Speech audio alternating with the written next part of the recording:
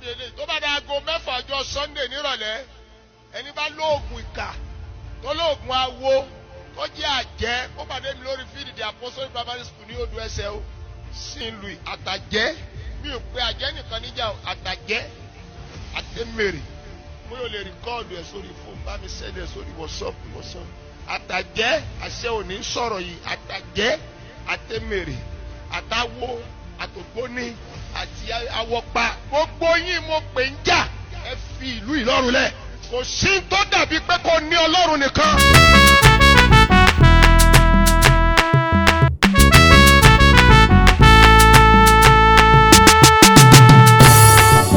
Ọlọ́run Kiisegbe Jésù ẹgbẹ́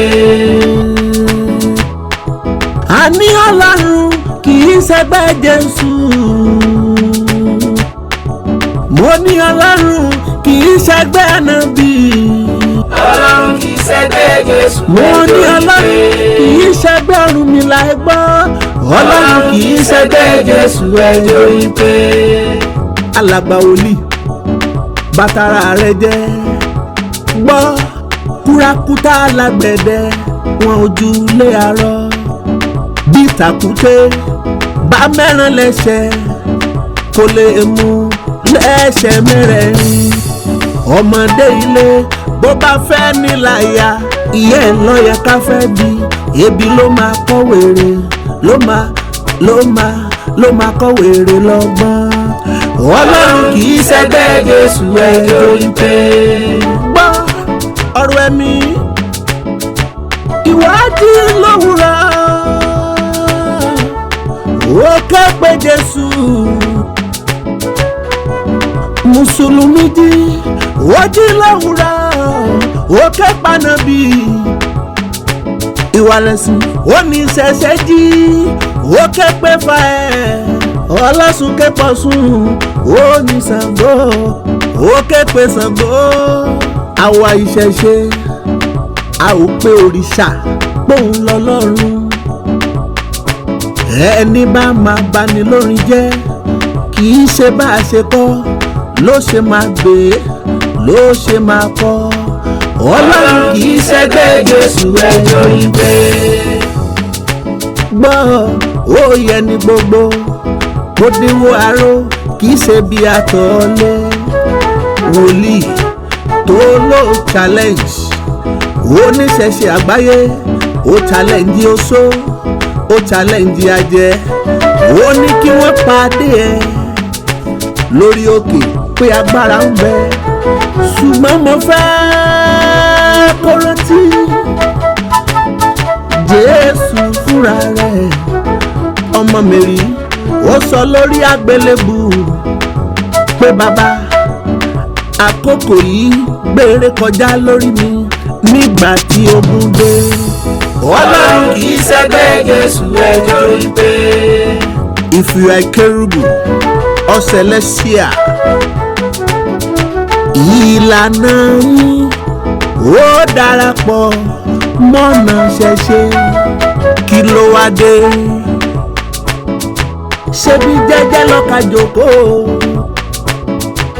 ẹni tó tọ́ka nírú àróró ọ̀ka ṣe dandan ni kádíjà èsì sílẹ̀ ó yanu gbàgà ó yanu gbọ̀ngàn ó tún ganu sọ̀rọ̀ bí amúgbó sẹ́ẹ̀tì àwọn ramọ́nì bó ṣe ń bẹ̀rẹ̀ nìyẹn látòrí eku dórí ọ̀fàfà kó tó dórí ìpànìyàn mélòó ènìyàn ló gbọ́ tó jẹ́ babaláwo tó pànìyàn rí tàbí tó fi ní ṣoṣo mélòó ènìyàn ló lè fogun ẹgbá rí mélòó ènìyàn lórí dájú mélòó ènìyàn lórí tọ́ka sí tó jẹ́ babaláwo original oníṣẹ̀ṣe tó fọmọ ṣẹ́ṣó. Ọlọ́run Kiisegbe Jésù ẹjọ́ ìpè. gbọ́ nínú ọ̀rọ̀ rẹ ìwọ ń sọ pé dey play nínú ọ̀rọ̀ rẹ ó yanu gbàgà pé kí ènìyàn tí ń bẹ nínú ayé kọ́ mọ̀ pé ohun gbogbo papọ̀ ohun kankan papọ̀ mọ́ Ọlọ́run. Báwo ni ti Jésù lọ́dọ̀ rẹ ló ṣe jẹ́?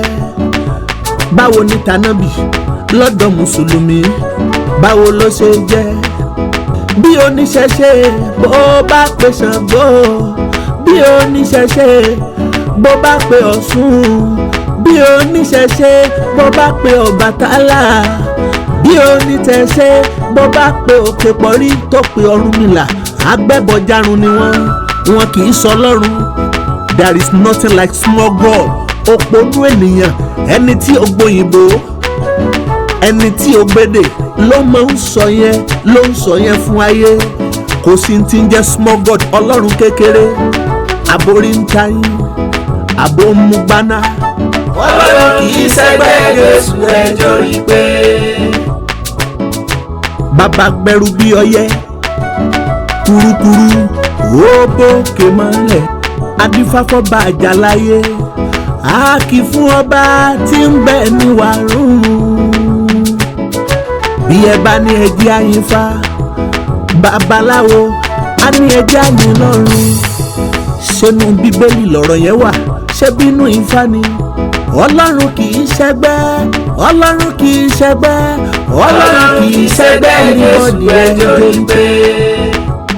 Ṣé tewé tàbí tegbò tó mọ̀? Wo ní kí wọ́n kógun wa, kí wọ́n wá pàdé rẹ̀ pé agbára ń bẹ, oògùn ń bẹ, sáàmù ń bẹ. Ó fẹ́ wọlé ẹ̀rí, ó ló ti gbáradì pé ó ti ṣe tán kí wọ́n kógun wa.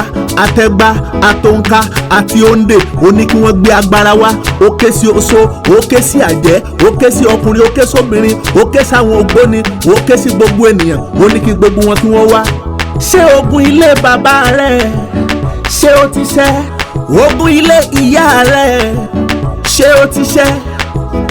Ogun nú ẹbí, ogun àárín ọmọ ìyá, abógun nínú ìjọ rẹ̀, ṣé kò sẹ́ni tí ogun ń jà níbẹ̀ mọ́ tó fi ránṣẹ́ sí ogun ayé pé kí wọ́n wá? Mélòó lára rẹ̀? Ẹni tó bí ẹ rántí pé kì í ṣe wòlíì. Bí a bá ka ẹrú, inú ẹrú àbàjẹ́. Ẹni tó bí ẹ, ẹni tó bí ẹ tó bí wòlíì tí ń sọ̀rọ̀, ṣé bàbá rẹ̀ ṣé wòlíì ni? Àbágbára kí ló wá? Májẹ̀mú kí ló wá?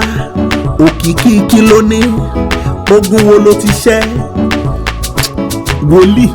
Ọlọ́run kì í ṣẹgbẹ́, Ọlọ́run kì í ṣẹgbẹ́, Ọlọ́run kì í ṣẹgbẹ́ ní bọ́dẹ̀ ọdún.